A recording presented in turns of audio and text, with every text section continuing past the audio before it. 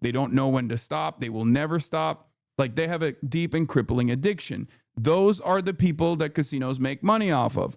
The reason why the marketing for gambling, for regular casinos even, revolves around casting as wide a net as possible by trying to get as many people in through the door with, like, you know, your first one is on us, your first bet is on us, okay?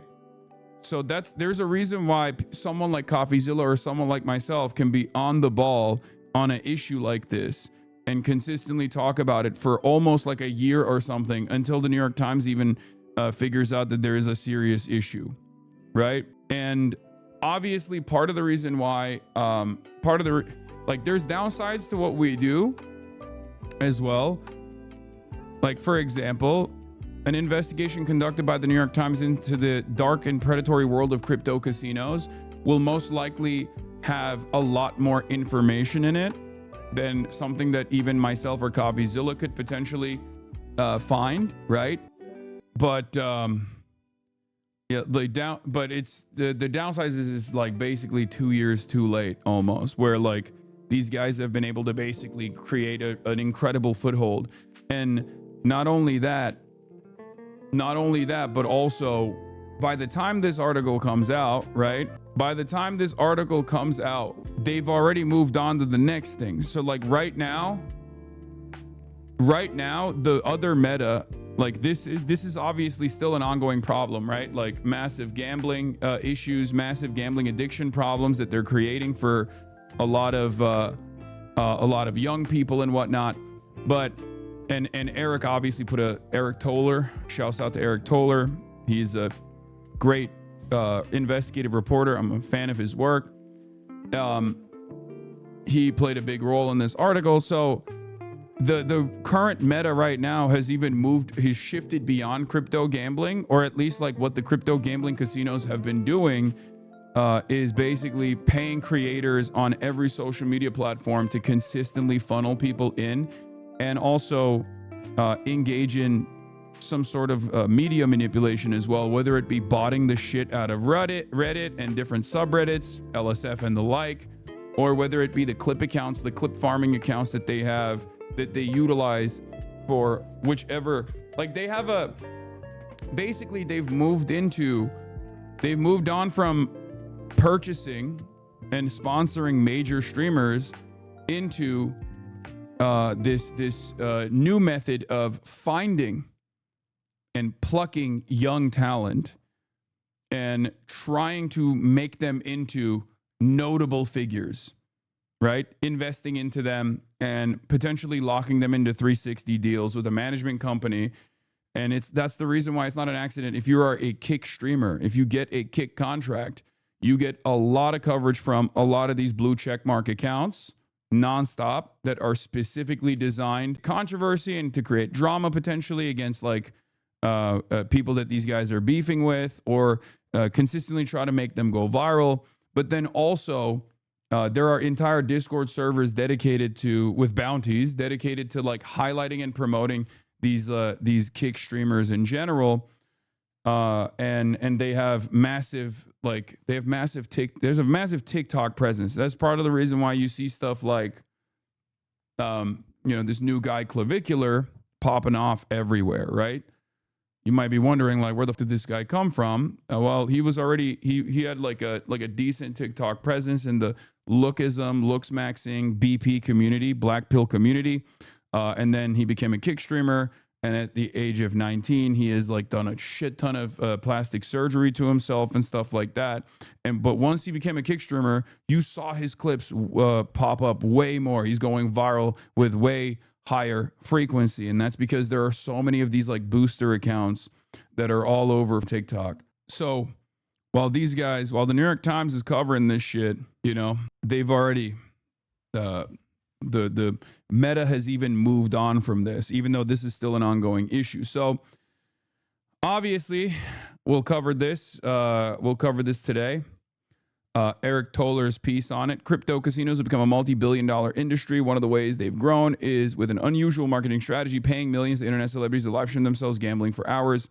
A lengthy investigation from me, Nail Betty, and Jenny Rentas. Okay. We spoke to dozens of streamers, casino employees, mental health professionals, and industry insiders to understand how the new world of crypto casinos came about and how they aggressively market with live streamers who are popular with teenage boys.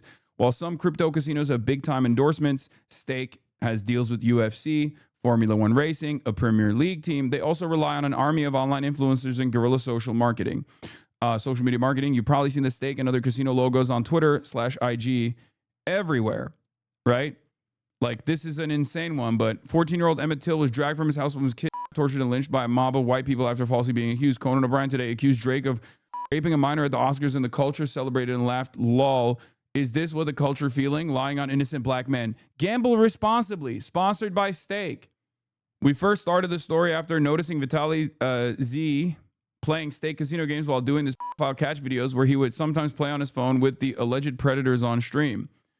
So yeah, there's the article as well for that one. Young men are particularly interested in the streamers recruited to gamble in crypto casinos like Stake, Roobet, and Rainbet. For example, XQC and Aiden Ross were popular gaming streamers on Twitch before being paid millions to stream on Kick, where they gamble for hours every week.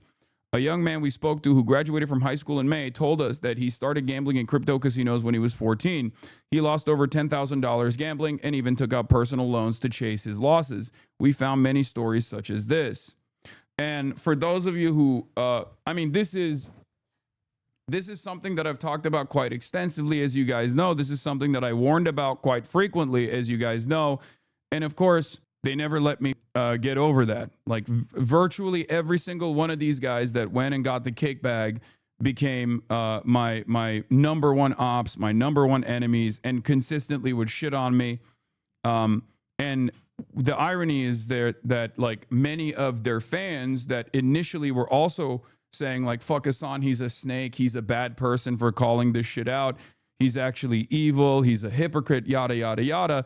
Many of them also now agree with my position. Many of them also now basically realize like, yeah, this was actually pretty bad. It ruined the content for us, whatever.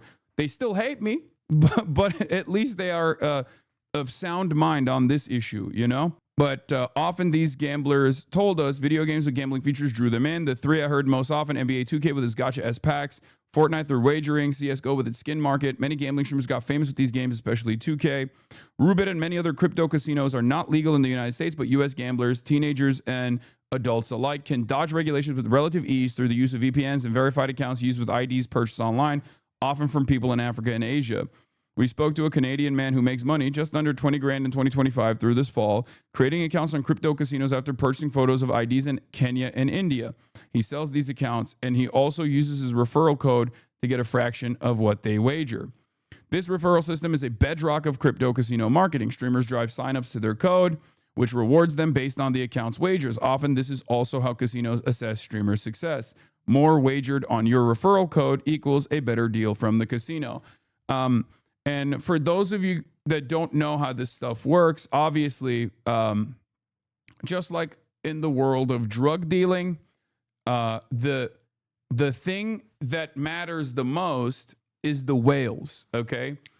Casinos and drug dealers rely on people who are deeply addicted. It's not the, casual gamblers and people like that casinos make money off of. Like someone like myself, I am a casual gambler, okay? I have a lot of disposable income, and I will go and I will travel to Las Vegas, and I'll drop a bag every now and then. But ultimately, I am not, despite the fact that I have a very addictive personality, I've never been, luckily, addicted to gambling, right? I've never been addicted to gambling because I just, do it in a very responsible and controlled way where it's like, this is money that I'm lighting on fire for entertainment. And it's fine if I lose this much, but I don't go beyond the amount that I've lost, right? So someone like myself is not a real earner for the casinos. However, someone who is deeply addicted, that makes much less money than I do, right? But is deeply, deeply addicted to gambling is going to be a much more valuable person to a casino because they are willing to take out loans so they can continue gambling. They don't know when to stop. They will never stop. Like they have a deep and crippling addiction. Those are the people that casinos make money off of.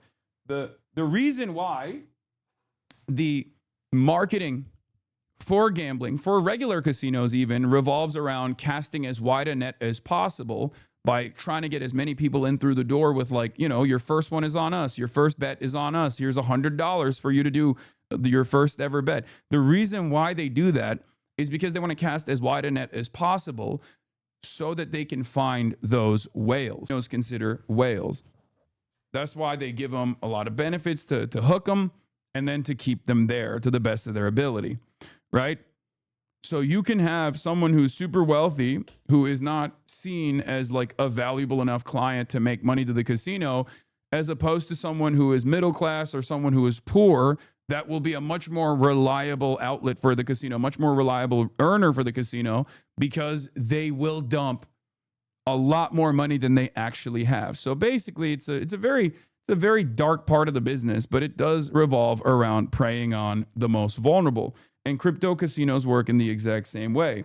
If a regular casino that has to be in a physical space requires a shit ton of entertainment to keep people inside of that casino, pumping oxygen, taking away the clocks from the walls, regulating the temperature in the rooms to make sure that you don't know exactly what time it is and you're getting free drinks in the process of gambling, crypto casinos also have to have an entertainment function or a draw to draw you in to the room, right? To the online casino. And that is kick.tv, right? So that's where Kick comes in. Kick is the entertainment that is supposed to, at the very least, directly bring in new clientele. And if they can't do that on Twitch, because Twitch has banned stake.com's crypto gambling initiatives and sponsorships, then they have to create their own. That's how we arrived at Kick. I didn't know that. That's good on Twitch.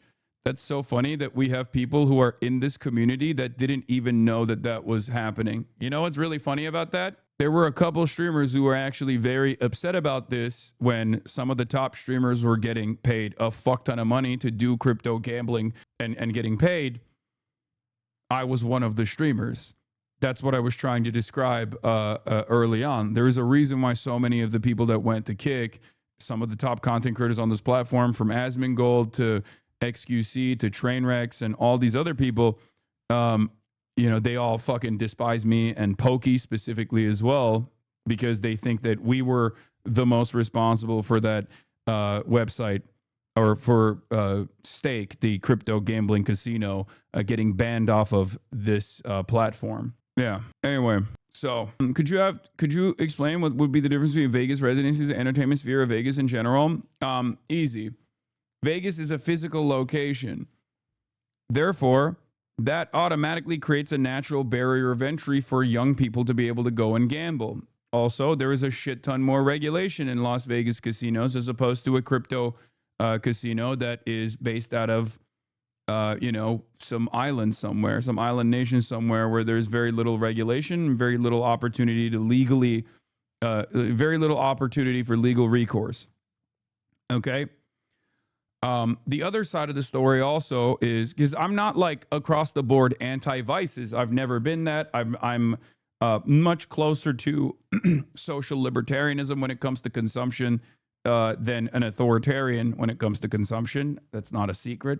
Something that I've talked about quite a bit. I myself have gambled as well, and continue to do so. I don't have that major of an issue, but for me, it's the immediate access that you have on your phone with these gambling apps that makes it infinitely more dangerous. It's the cryptocurrency and the unregulated nature of this that makes it infinitely more dangerous. And it is the direct marketing. Because the thing is, you can have a Vegas residency, right? You can have a Vegas residency in a casino, but the person that's doing a Vegas residency in the casino isn't stopping in the middle of their, entertainment session. Like Bruno Mars isn't stopping in between songs. He sings apata apata and then goes, and right now I'm going to go, drop $10,000 on red. You should gamble with me. You know what I mean? Like, that's not, and he's doing that for his own, personal gambling addiction. I know he's not the best example to use here because there was suspicion that he was deeply addicted to gambling, but like, Do you see what I mean? There's a difference between like if someone is personally gambling or whatever, that's their own thing, but they're not like literally marketing themselves gambling in real time in between their sets, because that would be the equivalence to like what a person getting paid specifically to gamble with the house money to try and bring in more people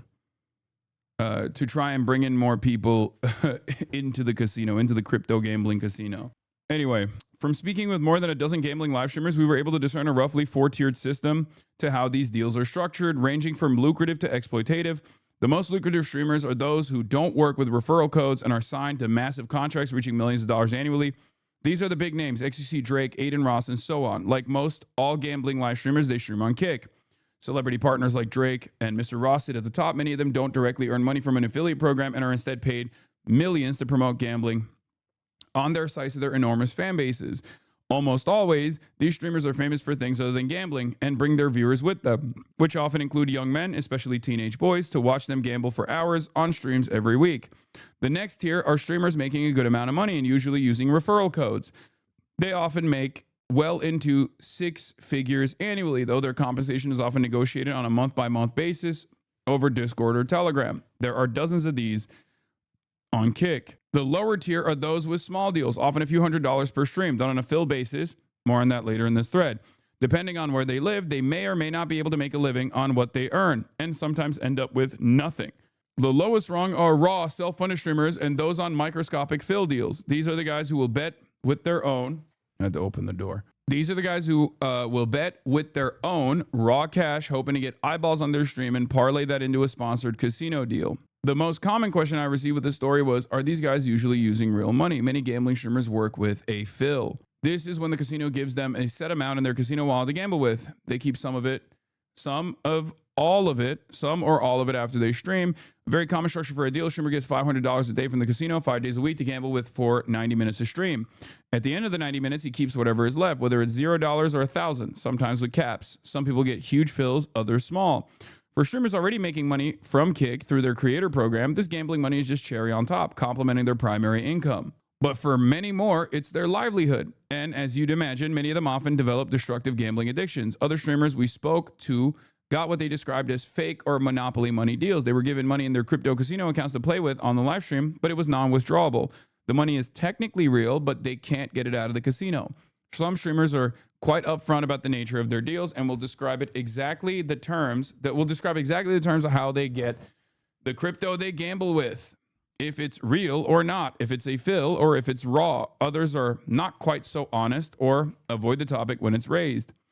This opacity keeps things fuzzy. Are you actually watching someone live? Are you actually watching someone live and die with every bet? Or is it just pure entertainment with no real stakes? Many viewers gravitate towards watching degen streamers, guys with obvious crippling gambling addictions.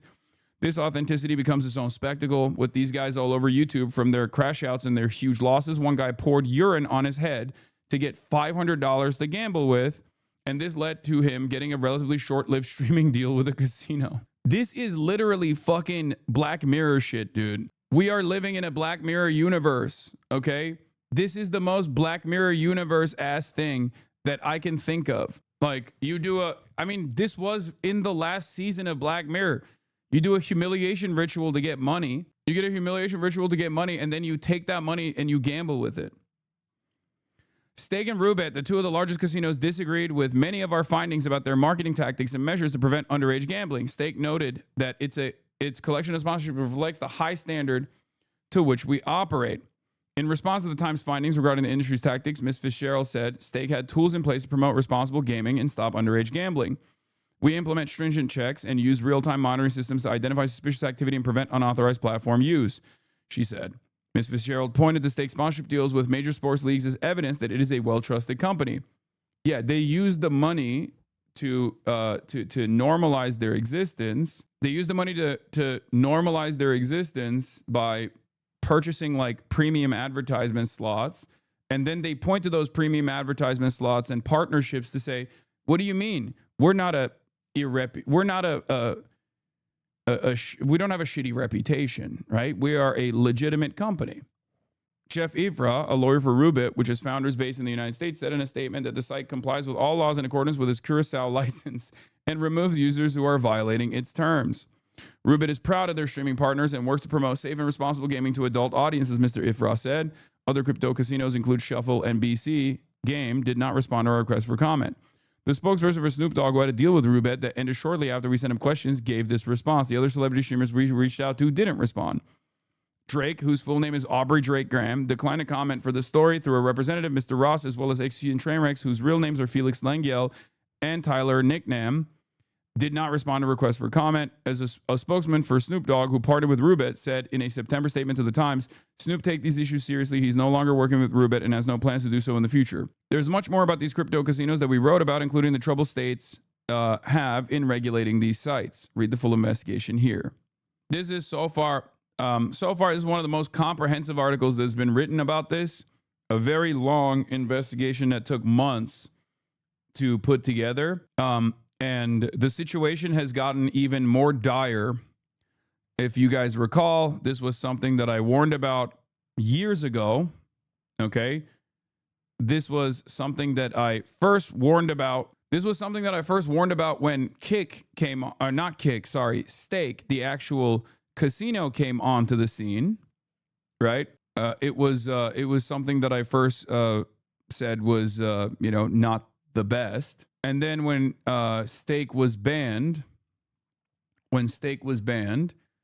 then they went back to the drawing board and they basically developed their own website, which is ironic because they did it with Amazon anyway. They still use AWS, the website known as Kick. And I was punished endlessly for speaking the truth at the time.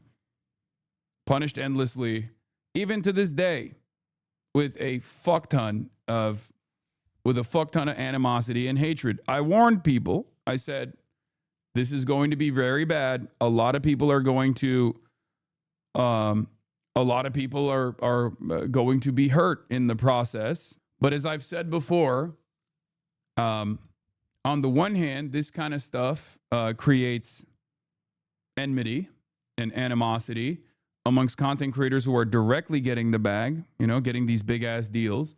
But it also even creates a sense of antagonism between content creators who might want to get the bag. Because if there's someone who is a fairly large content creator who is actively saying, no, this is bad, don't do it, all of a sudden it makes other people look bad.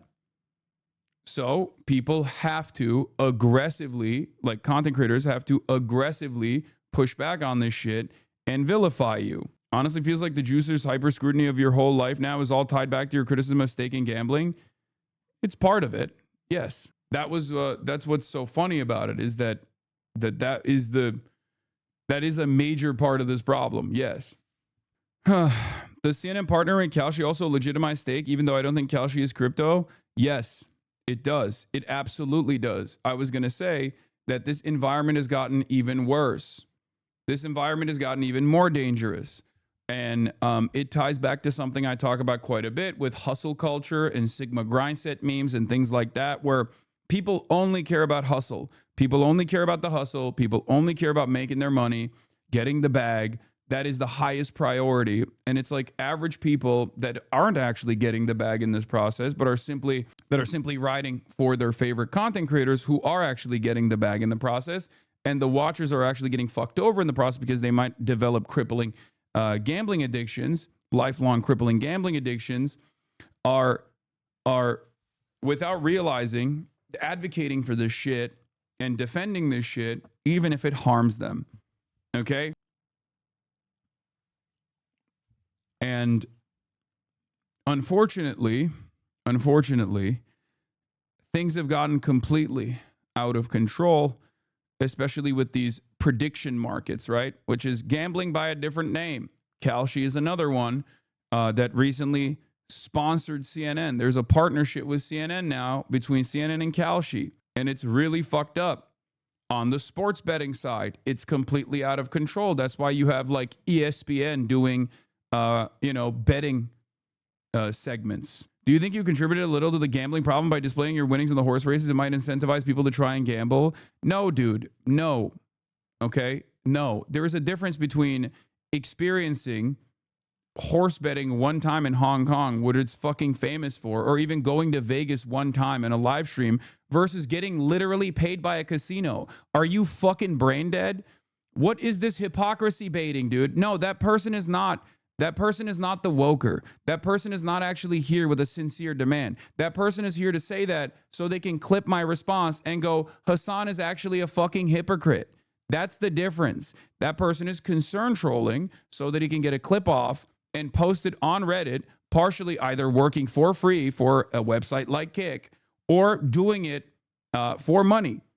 Okay, this is what it is. This is unironically what I was talking about with respect to like how you can't even have a serious conversation about this shit without people immediately turning around and being like, well, yeah, well, you have also contributed to this as well. It's like, dude, one guy we're talking about has gotten $100 million to fucking do unrestrained crypto gambling on the fucking directly on the crypto gambling casino website. I also am not like, I'm not shy about openly admitting that I myself gamble. I gamble all the time. I gamble relatively responsibly. Not everyone can do that, but I don't have a approach to gambling that's like ban it across the board. I've never been a prohibitionist. Okay. The difference is I don't get paid to gamble and I don't promote gambling in general. One of the biggest issues here is the accessibility. I don't know why this is like difficult for people to comprehend. The accessibility and the lack of regulation surrounding this stuff is the major problem. Okay? Like how many people am I going to influence to fly out to Hong Kong so they can also go and fucking horse bet? This is how some people get doped up and they lose control because of how good it feels to gamble. Yeah. And if you think that a creator of my size has not been approached on numerous occasions to actively promote gambling, you're delusional. Of course I have been, with massive contracts. Massive contracts. More money than people will make in an entire lifetime. I say no to them because I think it's inappropriate to do so. Once again, I am not and I will not be in favor of prohibition. I am in favor of regulation. Okay? I'm not in favor of prohibition. I'm in favor of regulation. The issue that I have with a lot of these new initiatives is that it makes it endlessly accessible, not only just for children, but just endlessly accessible in general. If you can gamble on your fucking phone, it makes it infinitely harder to combat. It makes it infinitely harder to deal with. Anyway, so hidden crypto casinos like BoxGG are hiding their gambling before Pokemon cards. Kalshi CEO squirming. Why did you guys make Donald Trump Jr. a strategic advisor? We have a lot of advisors, and they span across the board, across different functions. But really, this is all about growing this industry, the prediction market industry that a lot of people really believe in. What kind of advice does he give you? So it really is, again, about growing prediction markets, you know. Yeah. The advice he gives you is how to get around any sort of what remains of the regulatory, what remains of regulation. Here, look. There's always someone who is a gambling addict that has not encountered gambling yet. Okay, and they know that.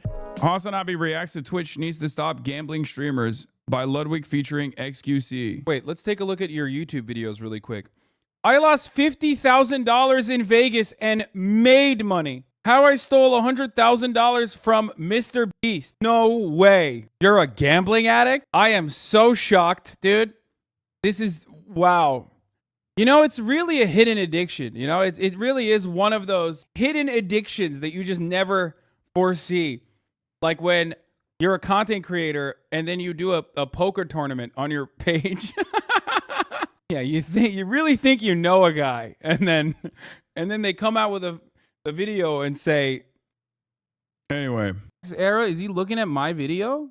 Did he fucking crop me? Did he put me? Fucking, are you serious, dude? This was the meme back in the day when Ludwig would crop me out of thumbnails or put his face over my face. Fake voice. I know. Anyway, dude, you are farming hate right now. Wait, what? How am I farming hate? Hasan, don't talk about Israel. You're farming hate. Hasan, don't talk about the dangers of crypto gambling, something you've talked about for years. You're farming hate. Hasan, don't talk about Kalshi and CNN. You're farming hate. What if CNN starts writing mean op-eds about you? The fuck do you mean? My entire fucking life is farming hate from that perspective. Why do you think I have so many fucking haters? Why? Why do you think I have so many haters? It's because there are a lot of things that people just don't want to think about, whether it be their fun that they perceive me as taking away, whether they perceive me as taking away their fun or not, doesn't matter. I've always operated with the same principle. If I see something and I think it's fucked up, I'm gonna say it. Okay, it don't matter because this community hate Ludwig right now. Wait, what? What the fuck does this have to do with Ludwig, man? No one cares about the dangers of gambling. The 12-year-old XQC watchers that are gambling aren't watching you yapping about gambling is bad. Stick to politics. Bro, why are you still yapping about this? Talk about the Epstein files. He believes in prediction markets. We believe in prediction markets. A lot of people believe in prediction markets, and it's really about go-to-market and expansion plans. Does he come to meetings? How much do you pay him? What's his role? I mean, this is the son of the president. We have a lot of advisors, and whether it's our investors, whether it's people that we really trust and respect. He's not just any advisor. He has a direct line to the White House. We have a lot of advisors. Why? Yeah, great response from this guy. Anyway, the whole point is gambling is the gambling addiction out of all the other addictions has the highest rate of suicide. Okay.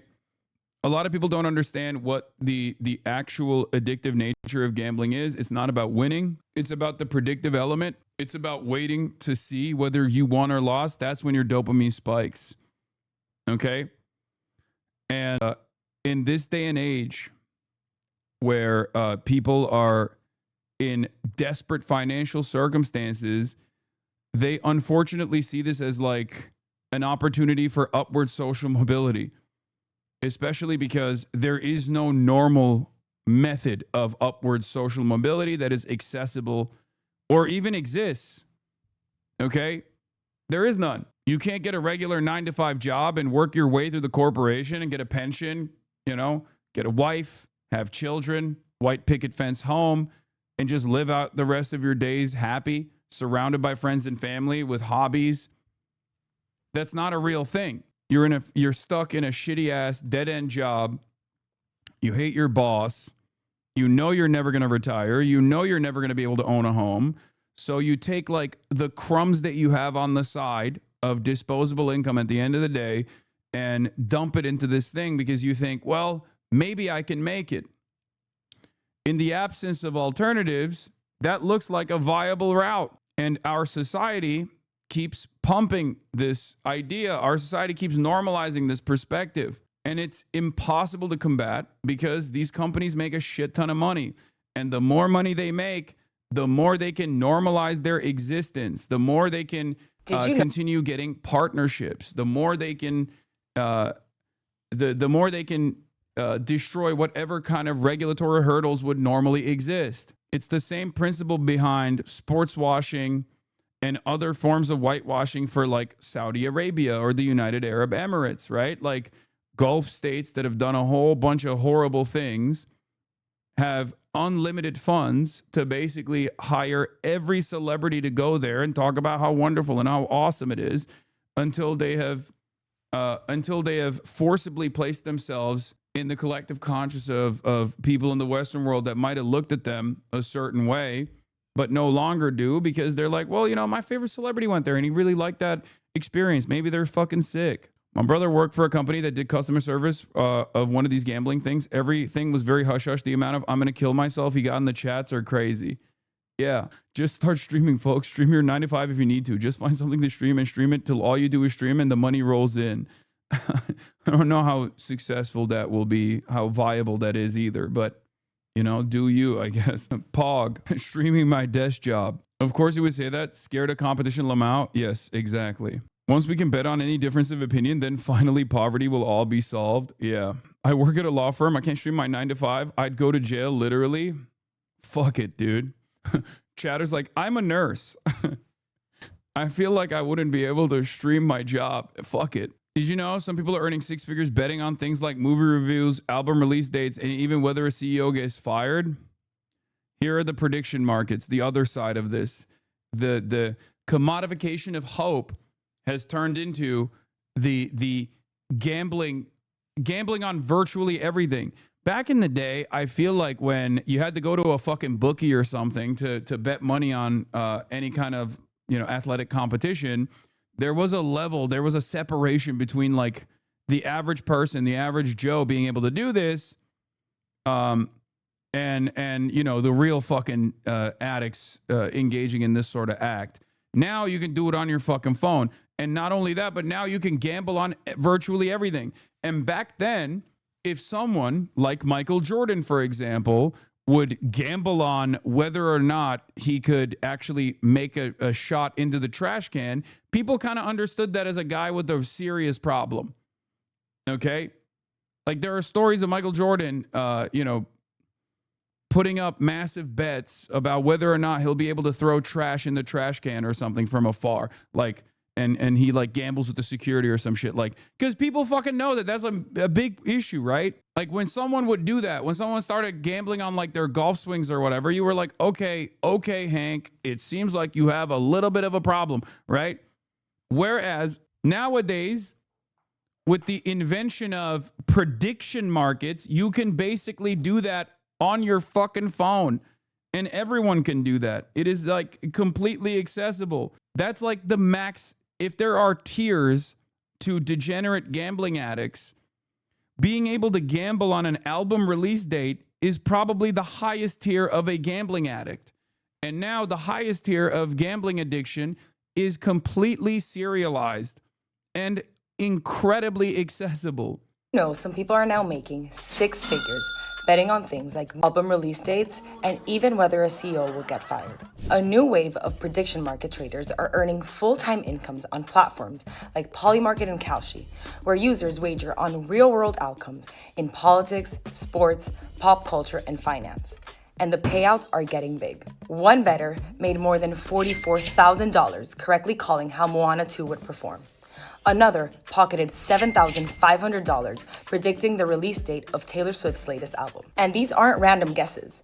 Super users say the edge comes from being early and being obsessive. They scour small review blogs for early film reactions. They analyze. Brother, I'm on these fucking gambling markets. As we've shown on this broadcast before, is it Polymarket or Kalshi that has like a bet on whether or not I will attend the Zohran Mamdani swearing in ceremony, dude. Like, that's insane. That's fucking insane. What the hell is going on? I'm not telling you guys whether I'm going to attend or not, okay? Because I don't even fucking know. It's not even something that I had considered at all. And I hate that this is like... song streaming data. They use AI bots to track political schedules. Some even study arbitrage techniques that look a lot. But like, think about how fucked up this is. I could literally every day talk about how I'm going, how I'm going to go, definitely, and then just not show up. And I could put money on the no pick. I could dump a shit ton of money on the no pick and then make money off of my audience thinking that they're going to actually win and win big. Okay? Please do not bet on this shit. Don't be fucking stupid. Jesus Christ. I cannot believe that we're just calling gambling on the news or even other more irrelevant shit than the news a prediction market. And when you call it a prediction market, there's less regulation surrounding it. So you can do whatever the fuck you want, I guess. Awesome. More like hedge fund trading than gambling. Platforms like Kalshi and Polymarket are now valued at around $10 billion. And while big players from DraftKings to FanDuels are pushing into the space, calling prediction markets the next evolution of financial trading. But pros warn that the rush of dumb money is changing the game. These markets are peer-to-peer, meaning traders profit off of each other, not a casino. And as more users pile in, competition is getting tougher. In an October survey, Bloomberg Markets asked 406 readers about prediction markets. 90% of respondents said that they saw a convergence between gaming. China had opium that led to their decade of humiliation. America will have gamba. Yeah, the difference is China didn't bring the fucking gambling apps to the United States of America. We did it to ourselves. Yeah, there's a frog in the boiling water elements on this too. On Polymarket, you can bet on whether Gaza will be ethnically cleansed. On Kalshi, you can bet on whether there will be famine in Gaza. That one paid out for yes, by the way. This is objectively depraved and should not be legal. But it is not only legal, but totally normalized and never commented on by anyone in our media. CNN, by partnering with Kalshi, is going to be reporting on the news now while offering the chance to wager on these events on mass death, starvation, dispossession, and genocide. Trying to bring fentanyl to the USA, though. Brother, the Purdue family, or the Sackler family, is not Chinese. Okay? The Sackler family is American. The Sackler family is not Chinese. They are capitalists, okay? They are capitalists who wanted to make money off of an unimaginably addictive substance that they specifically lied to every doctor and pumped every fucking healthcare provider with. That's the starting point. That's how this happened. It's pure cope to be like, well, the Chinese are shipping in the chemical substances that are necessary to create fentanyl on U.S. soil. Okay? That's just fucking pure cope. It's pure cope. This is the problem. This is why this kind of distraction is so stupid for a lot of people, because it works on a lot of people. They go, yeah, this is not a homegrown issue that the American government refused to fucking tackle, refused to deal with, refused to punish the people responsible for it. It must be China. You know, is there an affordability crisis that is imminent, that is actually harming a lot of people, ruining what shred of hope Americans might have had for upward social mobility? Nah, it's the Guatemalan migrants. A lot of people who think that they're fucking free thinkers don't realize that they're blind sheep. They hear someone go, nah, it's the Guatemalans, and they go, you know what? That seems right to me, brother. Don't need to think about it any further. It's always the free thinkers, the so-called free thinkers that actually are that lap up all of this kind of propaganda, all of these distractions.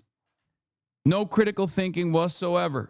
Anyway, the fate of victims on an ongoing genocide, a genocide often supported and backed by these same investors and executives of these gambling apps, are just another chip on a roulette table. The total dehumanization of the billions of NPCs they wager on and fleece is complete and total. Someone should ask CNN reps, now that they've partnered with Kalshi, if they will be offering betting markets on air that involve wagering on mass famine and populations experience genocide, like Kalshi did a few months ago. Would love to hear their answer. They will never ask that.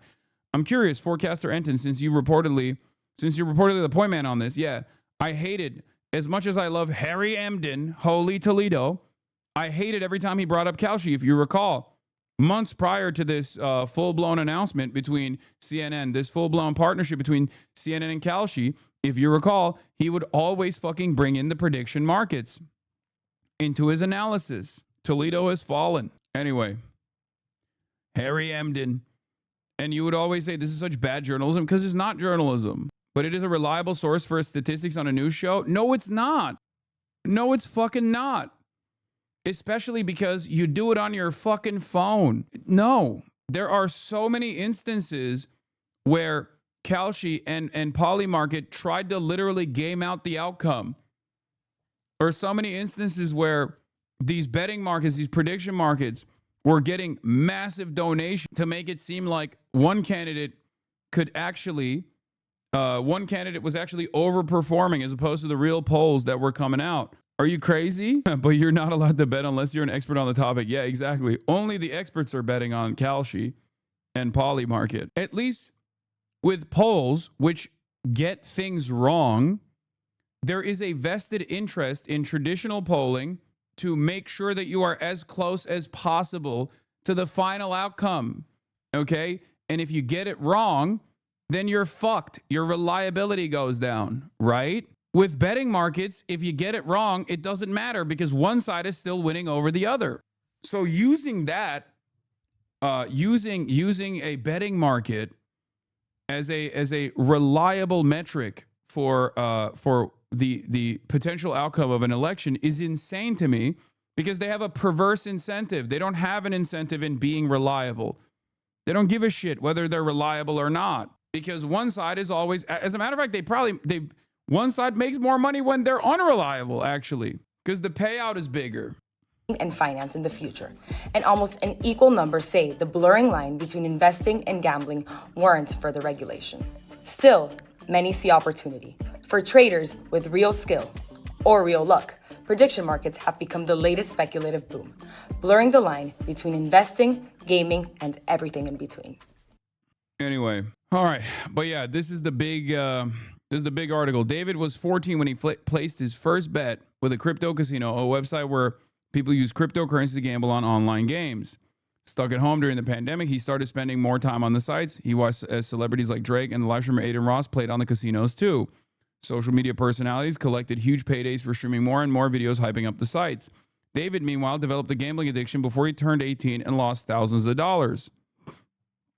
David and many people like him, young and chronically online, have been enticed by crypto casinos, an expanding realm of online gambling where long-standing guardrails are often ignored. The sites have spread across social media, taking advantage of the borderless nature of the internet. They offer hundreds of games, including blackjack, sports betting, and flashy online slot machines. They operate with fewer restrictions for gamblers by obtaining licenses in small island nations. And although they are not legal in many countries, including the United States, the casinos have become gambling havens where teenagers and problem gamblers play and even earn income by promoting the sites, a New York Times investigation has found. This flourishing industry has been built on an exploitative marketing system. The Times found that their strategies encourage reckless wagers, turn social media influencers into casino recruiters, and lure in young people, one of the demographics most vulnerable to addiction. One 20-year-old said he was first hooked on the sites in high school, placing wagers with friends after baseball practice. Another gambler said he took thousands of dollars from his parents and spent it on crypto casinos.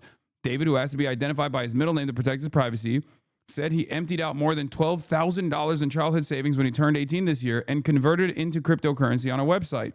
He bet it all, doubled it, and then lost it all. He later took out and gambled away $4,000 in personal loans without his parents knowing, trying to earn it back. I lost sight of what money actually is, said David, who graduated from high school in May. Online gambling, particularly sports betting, has spread across the country over the last several years as more states have legalized it. Crypto casinos operate outside of these structures by functioning as offshore entities and by allowing gamblers to use cryptocurrencies instead of traditional financial systems.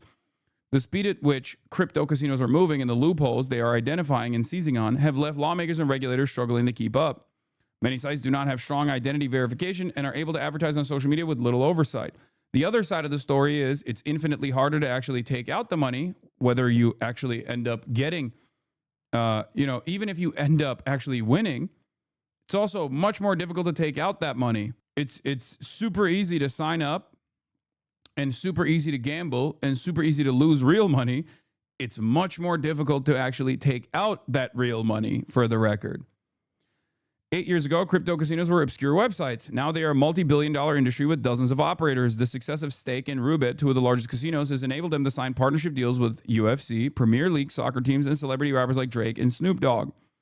To help drive this growth, Stake and Roobet and all other sites like Shuffle and BC.game have built an army of live streamers who broadcast themselves gambling for hours a day. The streamers create online communities centered on the casinos, and they offer giveaways to dedicated followers. All the while, crypto casinos incentivize content creators to bring in more customers through affiliate programs, which pay a commission on wagers placed by gamblers they recruit. Now, the interesting thing about Stake is that they sponsor a Formula One team, but Kick is technically a separate entity, even though it's not, right? Kick is a money sink. But because Stake is a money printing operation that is almost entirely controlled by like 3 people or something, all of which are like multi-billionaires at this point, they can use Kick. They can basically burn billions of dollars on Kick because they're generating billions and billions of dollars of revenue. So Stake is the actual crypto casino, but Kick is the front-facing operation of said crypto casino that has like 1 degree of separation from Stake, and therefore, if European regulators say, hey, you're an online crypto casino, you can't sponsor this Formula One team, well, Kick certainly can. You understand? Popular gambling streamers flaunt their extravagant lifestyles while their fans wager more, vying to be the next gambling influencer. Their content thrives in the manosphere, the male-centric online community where prominent voices talk about getting rich quick and skipping the traditional route to a 9-to-5 employment. As these sites grew larger, they paid online celebrities multi-million dollars to promote the casinos. In August, Drake and the famous live streamers Aiden Ross, XC, and Trainwreck gambled together on stake for a live audience. I've dreamed of this night. All my guys in one spot, Drake said, before the group streamed themselves gambling together for 3 hours.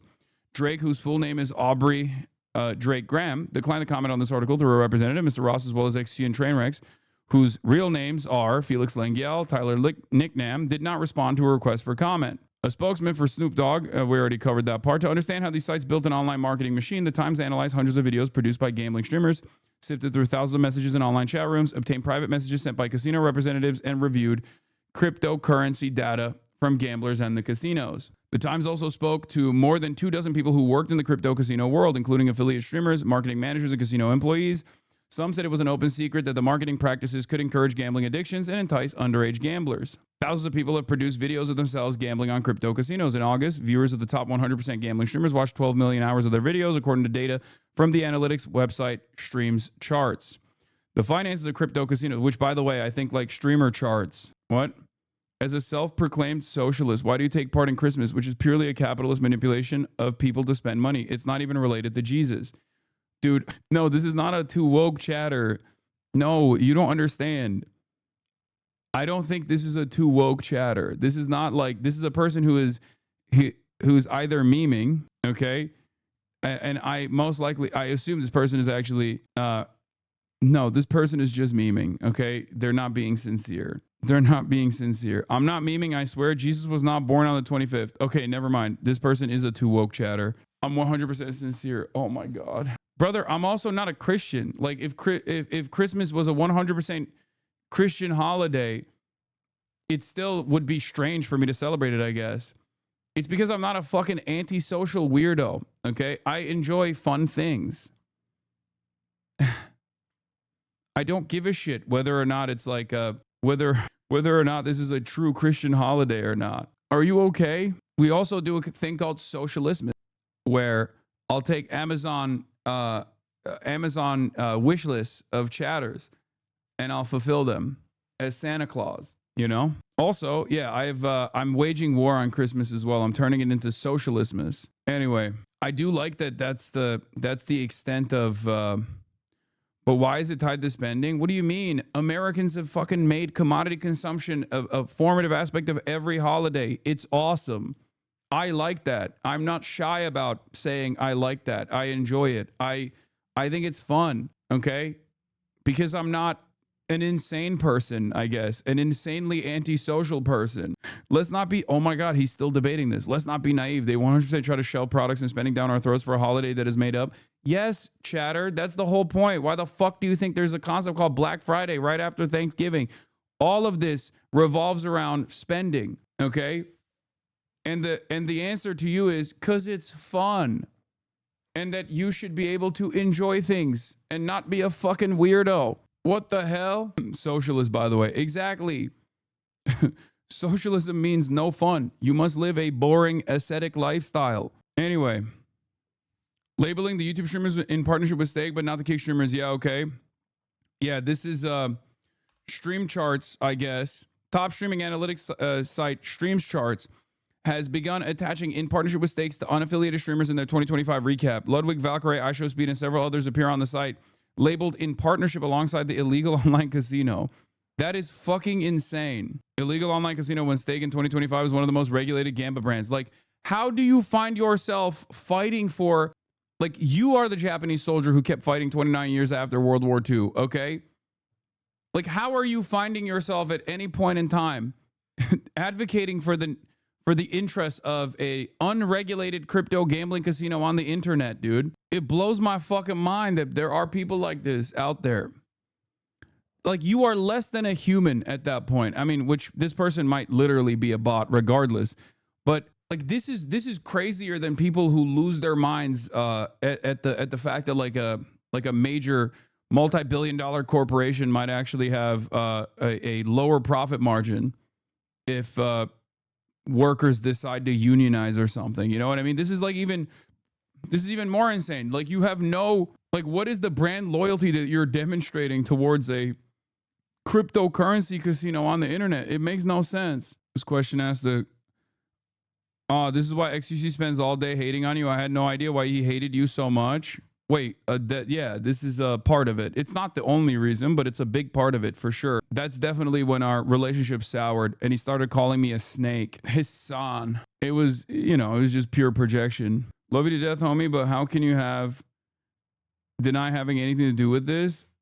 Auntie boy on Instagram. I'm tired of being not Chinese. Okay, calm down, chatter. We're talking about serious shit. But yeah, that is a lot of, I forget that there's a lot of like new watchers who are probably completely unaware.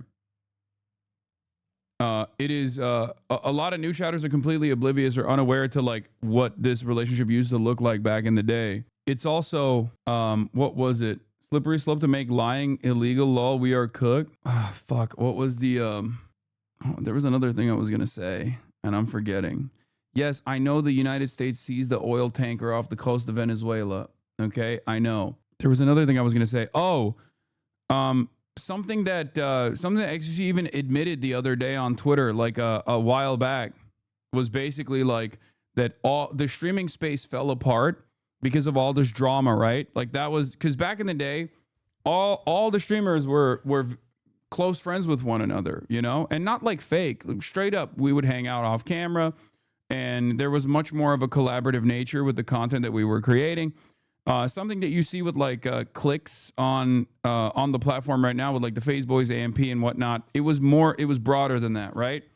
And we used to do like shit camp. This is a great example of this. Like all of these content creators, many of which you now like, you'll be shocked to see next to one another. Is this a hot dog? Many of these content creators that you will never, see next to one another used to collaborate with one another with regular frequency all the fucking time. And basically XQC admitted that like the reason why the streaming space fell apart is because Pokey and Hasan came after gambling on the platform. Like he said something along those lines on Twitter. Like he admitted that. And it's like, how is that not a ridiculous admission? How is that not an admission of guilt personally? I can't recall where it was, but he says, I remember seeing something like that on him posting something like that on Twitter when people were talking about like how the streaming space fell apart and how everybody started like fucking arguing with one another. And there was like a shit ton of drama and Pokemon's drama tweet. Oh, okay. It was something along those lines. Do you guys have it? If you just send it to me, I'll pull it up. But he said something along the lines of basically saying like Pokemon is directly responsible for drama blowing up on the fucking platform. And the reason why, drama blew up on the fucking platform is because Pokemon and Hasan or some shit like that came after gambling on the website. It's like, wow, sorry. Yeah. I guess everybody deserved being thrown under the fucking hate train because they dared question whether or not it was appropriate. They dared question whether or not it was appropriate to get like, get your somewhat underage audience hooked on a fucking crippling gambling addiction. Yeah. Daily reminder that I was doing GTRP by day, slots by night in my corner, streaming until everyone heard. Farm me and Trainwreck TV for drama and clicks. Miss me with the energy. Walk the walk. You can reply to her post directly. It's on the same website. Also, I just read this again. What the fuck are you even saying? People know where I stand on everything always. Do you think she doesn't know? That's how I view things. Pick unrelated. Yeah, just say it to her instead of replying to Fearbook. You are 30 years old, lol, learning how to grow a spine from Jellywig. Afterwards, the most prominent streaming circle completely dissolved. Relationships broken. We ended up so divided that kick had to be made, which even though it created competition, divided us even more. Want streaming to be more about games? Play games. I mean, this is literally a fucking admission, right? Am I crazy? This is the closest we will ever arrive to something that I say all the fucking time, which is that these guys wanted to make money and they basically were willing to throw under the bus previous friends of theirs because, they were calling into question the ethics and the morality of like having an unregulated crypto gambling casino on the website let loose on these audiences. Like, this is just a fucking self-report. But unfortunately, because critical thinking is not exactly common nowadays, people see this and go, yeah, that's my base juicer, I guess. It blows my mind. Anyway, and keep in mind, this is already super rich people doing all this shit to get even more rich. Yeah, that's also another part of this puzzle as well. I don't know. It's just like, I genuinely don't think Felix understands he's giving up the game. I don't think he realizes he's saying it was more important to collab strictly for money by his logic than anything else, and that since Gamba got him a bigger bag, he just went with that. I don't think he recognizes he's snitching on himself. I don't think he's snitching on himself. He recognizes he's snitching on himself, but I think his audience also doesn't recognize that he's basically taking, he's admitting to responsibility on like why the streamer space fell apart.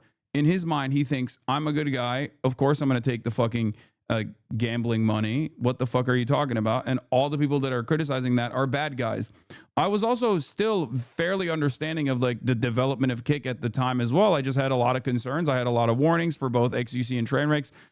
Many of those warnings became reality when we found out that, you know, when you have an unmoderated platform, you end up having people who distribute and disseminate CSAM, for example, child sexual abuse material, and a whole bunch of other nonsense on the platform, right? But of course, there's no reward for being right, especially being right too early. The finances of crypto casinos, private companies licensed outside the United States, are not public. Stake told Forbes it earned $4.7 billion in gambling revenue in 2024, more than MGM reported earning from casino games at all of his Las Vegas properties. Stake would not comment to the Times about its finances. Some of the largest crypto casinos are finding new ways to navigate global legal landscape to bring in more customers. While Stake's original crypto casino, Stake.com, is licensed in Curacao, it later created additional platforms in more highly regulated countries like Italy and Brazil. It started Stake.us, which it says legally operates in most states. It circumvents the need to obtain a gambling license by calling itself a social casino, where players use virtual currency instead of real money. But ongoing lawsuits, including one from Los Angeles City Attorney, argue that Stake.us still functions as a casino by allowing players to purchase the virtual currency and withdraw it as cryptocurrency. Audrey Fitzgerald, the head of global communications at EasyGo, the Australian company behind Stake, said, Stake.us rejects the allegations in the Los Angeles lawsuit. She said Stake no longer saw itself as a crypto casino business because of its expansion into markets that accept only traditional currencies. Many U.S. gamblers who spoke to the Times say they still prefer Stake.com and were willing to mask their location to access it from the United States. In response to the Times findings regarding the industry's tactics, Ms. Fitzgerald said Stake had tools in place to promote responsible gaming and stop underage gambling. We implement stringent checks and use real-time monitoring systems to identify suspicious activity and prevent unauthorized platform use, she said. Ms. Fitzgerald pointed to Stake sponsorship deals with major sports leagues as evidence that it's a well-trusted company. Yeah, it's like we have so much money that we can actually purchase legitimacy, and then we can use the purchased legitimacy to say we're legitimate. That's sick, but that is how it works. Jeff Ifra, a lawyer for Rubit, which is founders based in the United States, said in a statement that the site complies with all laws in accordance with its Curacao license and removes users who are violating its terms. We already covered that part. Because their brains are still developing, teenagers and young adults under 25 are a demographic at high risk of developing addictions, according to experts who study gambling problems. It's impossible to know how many minors are using crypto casinos. The sites themselves do not have accurate information because the customers use false identities. And there isn't substantial research or data on the topic, the experts said. Still, mental health clinicians who work with young people see signs that the problem is growing. Matt Missar, a gambling counselor at the Better Institute in Pittsburgh, said he had seen a few dozen patients between 16 and 26 years old in recent years, and most of them were gambling on crypto casinos. They're watching these streamers, and these streamers are winning their bets, Mr. Missar said. They have this false notion in their head that it's just a matter of time until I hit it big like Drake did, or like Aiden Ross did. Nancy Key, a therapist based in New York who sees patients with online addictions, said she has been treating more young adults with gambling problems over the last few years. They develop anxiety, she said. They're not sleeping, they're not sleeping, they're dropping out of school. They're thinking that their career is going to be like this. The backbone of this industry, after Bitcoin, the first major cryptocurrency, gained wider traction in 2017, sites like Stake and Rubit helped transform online cryptocurrency gambling into a major business. They're focused on social media marketing, especially through the live streaming popularity across the globe. But in 2022, Twitch banned videos promoting crypto casinos amid growing concerns about user safety. Stake's founders quickly built a solution. They started their own live streaming website called Kick with fewer rules and restrictions, which has proved to be a boon for streamers who are signed on to be affiliates for crypto casinos. Affiliates are the backbone in this industry, said Akil Sarin, the chief marketing officer of EasyGo, who has worked on Stakes marketing for years, during an April podcast interview. Anyone registered to play on the casino's website can become an affiliate and start trying to earn more money with their content. Affiliates are given their own referral code to share with their followers, and they get a commission on wagers placed by people who sign up with that code, calculated based on the odds of the games they play. Slots, which are popular in gambling streams, tend to earn higher commissions than skill-based games like blackjack. Streamers can see the program as pathway to earning a living making videos, but the Times found it essentially turns them into casino promoters who need to keep their fans gambling. The overall marketing system generates more wagers through deals between crypto casinos and different tiers of streamers. We covered the different tiers earlier. The financial incentives for streamers can encourage people to make reckless decisions on camera for views. Degen, short for degenerate gambling, where people make outrageous wagers, is celebrated by fans on social media. And we talked about it already. Someone pissed on himself, or someone dumped piss on himself to get $500 as a part of a dare from another streamer. And shortly after, BetVault, a small crypto casino, gave him a paid deal to make more gambling content. They were like, yes, this is exactly what we're looking for. Some gambling streams misled fans who may believe they are watching people take real risks. Mislead fans. Two affiliate streamers told The Times that they earn a flat payment as a part of their deals and that the wagers in the videos have no stakes. The money is provided by the casino and they cannot keep their winnings. As streamers have been pushed to bring in more customers, this was a big drama internally in the gambling sphere. Like some streamers actually play with house money. And don't even get any fucking earnings, win or lose, in those games, and they're just faking it. And other streamers actually do get fat contracts, and they get a flat fee. Ironically enough, they get paid a lot more than these other guys do, but they're actually playing with their own money, so the stakes are real, right? As streamers have been pushed to bring in more customers, they've developed techniques to reel them in. Take a live stream from Club Cheddar, a gambling streamer account. Club Cheddar did not respond to a request for interview. The main video features a streamer gambling on different games for hours with live reactions and commentary drumming up excitement. Simultaneously, viewers are chatting with one another and the streamer, cheering on the wages. The streamer promotes the affiliate code throughout the stream and sometimes offers giveaways to people who are watching. To encourage more bets, some streamers have leaderboards that give out rewards to fans who've gambled the most in a month. The leaderboards can reveal how much some fans are willing to wager on crypto casinos. The top 5 fans of Tims, one of the most popular gambling streamers, wagered more than $1 million each in September alone, according to their leaderboard. Tisms publishes online. Yeah. Anyway, in 2017, Sam DeMello was 30 and struggling with a gambling addiction when he asked every gambling website he used to ban him. The process known as self-exclusion is one of the key tools available to stop problem gambling. According to experts and states with regulated gambling, require casinos to honor the bans. He said even the offshore sports betting sites he used properly excluded him. Then Mr. DeMello found some of the early crypto casinos. The sites were the only place he could continue betting when he relapsed, he said, because they ignored his attempts to self-exclude. I basically put myself into the black market, he said. Now, years after he successfully quit gambling, he still gets calls from those smaller crypto casinos encouraging him to return. Since creating Evive, a mobile app that provides support for people experiencing gambling problems, he has heard similar stories over and over. The casinos also became known for weak or non-existent identity verification protocols that failed to ensure gamblers met minimum age requirements and were located in countries where the sites were legal. A study conducted in 2022 found that 37 out of the 40 popular crypto casinos did not require proof of identity before accepting monetary deposits. They do require identity when you are taking out the money, however, and that's the point. It's very easy to lose money on these websites. It's very difficult to get the money back if you actually win. Gaps in the oversight system have created new markets where people sell verified crypto casino accounts registered with false identities, according to messages reviewed by The Times. One Canadian man who spoke to The Times said he made more than $18,000 this year by creating accounts using real IDs collected in India and Kenya and providing them to gamblers, most of whom were in the United States. The man who shared photos, IDs, and financial details with The Times requested not to be named because of the illicit nature of this operation.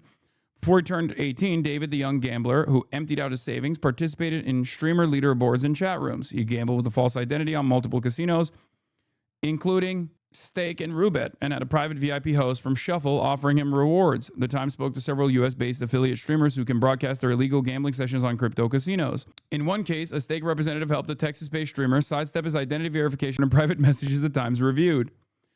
Our terms of service bar our Stake.com affiliates from operating in or targeting users in restricted regions such as the U.S. The reason why, by the way, before Stake.us was implemented or created, that's the reason why a lot of these guys would fly to Mexico or fly to Canada. If you remember, like a lot of these guys, XQC included, would literally just like travel to other countries where there was less regulation around this sort of thing. Some of them straight up moved to those places permanently. In their quest for growth, crypto casinos also spent millions recruiting YouTube personalities and Twitch live streamers whose initial fame came from playing video games and filming pranks for young male viewers. For example, Steven Delonardis, known as the prank video star Steve Will Do It Online, signed a deal with Rubit to live stream himself gambling on the website. Mr. Lengyel, XQC, one of the most popular video game streamers on Twitch, signed a 2-year exclusive deal in 2023 worth up to $100 million with Kick, the streaming platform created by Stakes founders. Recently, Mr. Ross, who started streaming video games as a teenager, claimed to his viewers that he earned $100 million by signing a new partnership deal with Rainbet, another crypto casino. Rainbet did not respond to questions or confirm the details of the deal to the Times. Yeah, in 2020, Aiden Ross first gained online popularity on Twitch by playing video games like NBA 2K. In 2022, in the years before Twitch banned crypto casino games, Mr. Ross started streaming himself playing casino games on the site like Stake. 2025, for the last 3 years, Mr. Ross has streamed himself gambling on crypto casinos on Kick. Some crypto casinos have even worked with streamers who were under 21. Duel, a new crypto casino that started this year, was promoted by Neon, a young social media celebrity who first made a video as a preteen and now has more than 250 million views on YouTube. Neon, whose real name is Michael Rafik, made promotional gambling videos in July when he was still 20 and appeared to be streaming from his home in California, where the online gambling is illegal, according to the Times analysis of his streams. He said in a video that he had a contract to stream himself gambling. In one stream, he told his fans, "I remember when I was a 17-year-old kid gambling every day. It was so much fun." Duel and Mr. Rafik did not respond to a request for comment. "You're having a largely unregulated, largely Wild West kind of approach to advertising," said Joshua Grubbs, an associate professor at the University of New Mexico who studies online addictions. "Addictive behaviors are normalized, and streamers like Mr. Ross and Mr. Rafik have admitted during their videos to having gambling problems." I lost every dollar of crypto. When I was 17, I had like a crippling gambling addiction. I was sports betting like $100K a day, and I lost it all. "The absence of guardrails means that disproportionately large number of people are going to develop problems," Mr. Grubbs said. Even though crypto casinos have existed for years, regulators around the world have struggled to control them. In the United States, gambling is mostly regulated at the state level with different laws in each state. Online casino games are legal only in 7 states, and none of them allow gambling with cryptocurrencies. But the fragmented regulatory system and outdated laws have left authorities slow to react. The young people who use the sites, on the other hand, have become increasingly sophisticated. They use virtual private networks or VPNs to hide their locations, and they are well versed in social media networks where illicit activity is encouraged. So the thing is, having this administration, which is seemingly the most open-minded to transparent graft, right, is probably the best bet that these guys are ever going to make.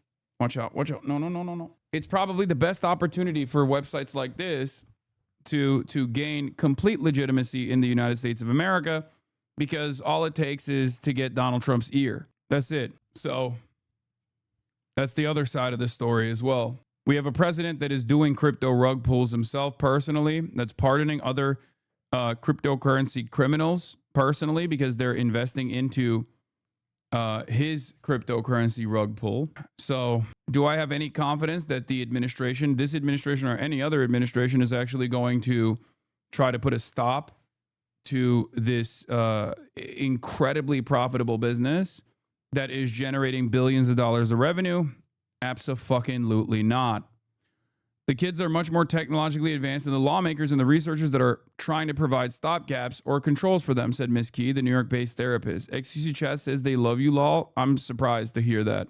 I feel like that's the last time I heard that from XQC Chat was, before he went to kick.tv. There was a time when it was like that. Anyway, some U.S. states have taken action to disrupt crypto casinos and other illegal gambling websites. The Michigan Gaming Control Board said it had sent more than 100 cease and desist letters, including one to Stake's U.S. operation, Stake.us, to stop allowing gamblers from Michigan to use the site. But the ability of state regulators to crack down on these sites is limited, especially because crypto casinos are licensed overseas and use cryptocurrencies. Many of the smaller sites don't have an actual address or a point of contact. Legal experts said certain states have laws banning advertising of illegal gambling, which could be used against crypto casino streamers based in the United States. So far, no regulatory action has been taken against them. For the record, I don't hate anybody. I don't hate XCC. I don't hate anybody.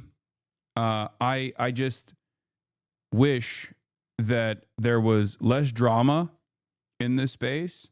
I wish that there was less gambling in this space. I wish there was less promotion of vices such as gambling in this space. because I do think it's overall very harmful to the audiences that are watching that don't realize that they're buying into this lie and getting saddled with lifelong gambling debt potentially. Okay? That's it. XQC calls you a commie terrorist. Yeah, I don't care. People, listen. People call me a bunch of different names. Okay? Other content creators do this as well. They farm it. They farm the hate so they can, generate drama, generate clicks for themselves. I don't care. If I spent a good deal of time getting upset about that sort of thing and, thinking about how things went wrong all the fucking time, I wouldn't be able to do what I'm doing and talk about the news. I'd have to consistently cry on camera about how many of the large content creators have actively farmed hatred off of my name. Ironically enough, for the positions that I hold, which many of the audiences will inevitably arrive at the same conclusions on. Okay? That's it. I'd go insane, and the content that I put out would be awful. It'd be dull. You would hate it. Okay? Time will vindicate me, as it has time and time again. Okay? It sucks that the space is fallen apart, and there's so much drama, and there's so much clickbaiting, and so much clip farming, and so much hatred. And even like the FaZe boys are finding out about that as well. Because like once a community gets to a certain size, all of these other like drama focused streamers will start seizing on that fame, seizing on that shine, and will actively farm hatred off of them. And it just happens to there is a contingency of parasitic streamers and other content creators in the periphery that are always looking to farm drama off of whatever the fuck other people are doing. Largest content creators on this platform, they will masquerade this incredibly self-interested initiative that makes the place way more toxic, makes this space way more toxic. They'll frame it as accountability. Okay? They'll frame it as though they are actually demanding accountability when in fact there is no need or no such demands for accountability at all. They just want to beef up the toxicity, push and pull in different places. And all of that creates content for them. Their entire content relies on this. None of that shit would get traction if there wasn't an appetite from it from the audiences, though. The problem is, US, in reality, yes, there is an appetite from the audiences for sure. Okay? There is. It's very real. It's unfortunate, but there's not really much you can do about it. I think that streamers should have, or content creators should have, a higher degree of responsibility with what they promote and what they push for, though, in my opinion. In August, a coalition of 50 U.S. attorneys generals admitted they needed help addressing the growing problem of illicit online gambling, including crypto casinos. In a letter to Attorney General Pam Bondi, they asked for the Justice Department's assistance to seize assets and internet domain names from illegal online gambling operations and to block access to their websites. Since 2013, U.S. DOJ enforcement actions against illegal offshore gambling sites have been extremely limited, the letter said. A spokeswoman for the Justice Department told The Times in response that illegal internet gambling sites pose a threat to public safety and that the department was committed to holding these operators accountable. Will they actually do it? I don't know. If they actually even initiate some sort of legal response to these crypto gambling casinos and websites and whatnot, I suspect that they will very quickly nip it in the bud by cutting the middlemen and going directly to Donald Trump, who, as we know, is very pliant when it comes to people giving him money. One of the most openly corrupt administrations of all time. If you recall, Aiden Ross and XUC personally promoted Donald Trump as well, so there is already a direct in that regard on kick.tv. So Donald Trump is a man who will return that favor. Robin Singh, the team leader for the Queens Problem Gambling Resource Center in New York City, said the virtual nature of social media videos easily outpace the awareness efforts. We can't keep up with the most popular streamers that are on the internet, Mr. Singh said. That's the problem. Unfortunately, that the issue spreads way faster than the solution does. And that is the long ass article that I just read from the New York Times, a month-long investigation that came out on the dangerous nature of crypto gambling casinos inside the dark and predatory world of crypto casinos. Okay? Rare New York Times W. You have to remember something. This is why I always still say mainstream media is an incredibly important resource. Okay? This is why I say it's a important resource. Although their impact and their reach is diminished, and although they still, when it comes to like foreign policy related things, will always play the State Department line uncompromisingly, unflinchingly. When it comes to like domestic affairs and things of that nature, there are still very good articles that they write. There's still always going to be good investigative reporting that takes place in these websites. Okay. I think in today's day and age, calling something popular needs to be considered differently. Drama clips might be popular, but is that because they are genuinely popular or because the algorithms are promoting it? It's like when Facebook altered the algos to show folks way more video content. It wasn't as popular as the views of the algos showed.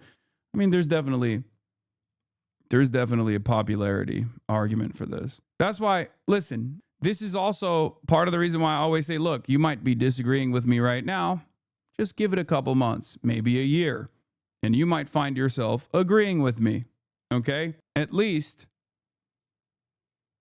that's how it's gone so far. That's why whenever